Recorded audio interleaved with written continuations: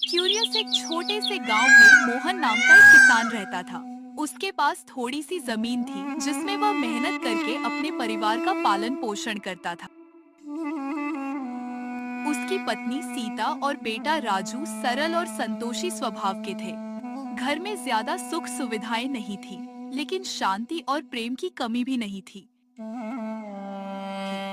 एक दिन मोहन अपने खेत में काम कर रहा था। तभी उसकी नजर मिट्टी में दबे एक पुराने घड़े पर पड़ी। उसने उत्सुकता से घड़ा बाहर निकाला और खोलकर देखा तो उसकी आंखें चमक उठी। घड़े में सोने के कई सिक्के भरे हुए थे। मोहन की खुशी का ठिकाना नहीं रहा। उसने सोचा, अब मुझे मेहनत करने की क्या जरूरत है, मैं तो अमीर बन गया। मोहन ने वो घड़ा चुपचाप घर लाकर छिपा दिया।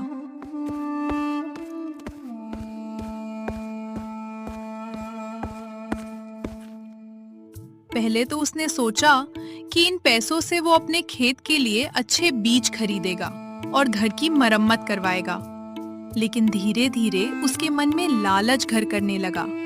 उसने सोचा, अगर मुझे एक घड़ा मिला है तो शायद और भी कहीं गड़े होंगे, क्यों ना पूरे खेत की खुदाई करूं। अगले ही दिन से मोहन ने खेती का काम छोड़कर खेत की खुदाई शुरू कर दी। वो दिन रात बस यही सोचता कि और सोना मिल जाए।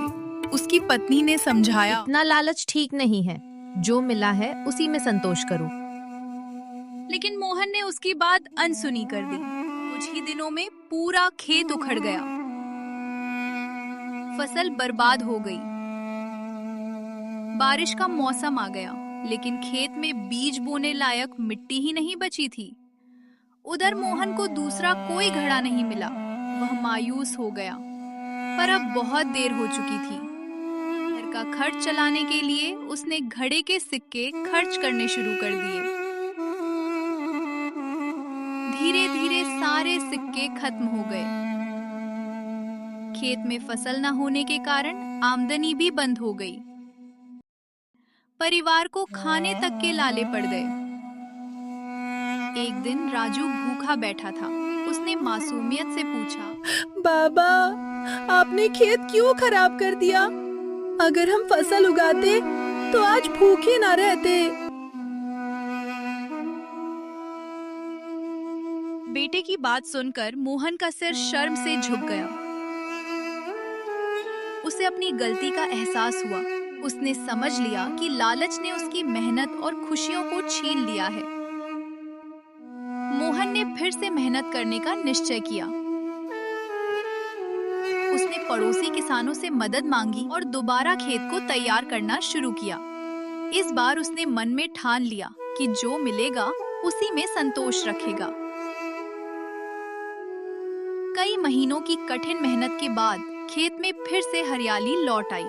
फसल अच्छी हुई और घर में खुशहाली भी वापस आ गई। मोहन ने अपने परिवार से कहा, मैंने लालच में आकर बहुत बड़ी गलती की थी, अब मैं कभी लालच नहीं करूंगा। इस तरह मोहन ने अपनी गलती से सीख ली कि लालच का फल हमेशा कड़वा होता है। जो व्यक्ति संतोष और मेहनत का रास्ता छोड़ देता है, अंत में उसे पछताना ही पड़ता है।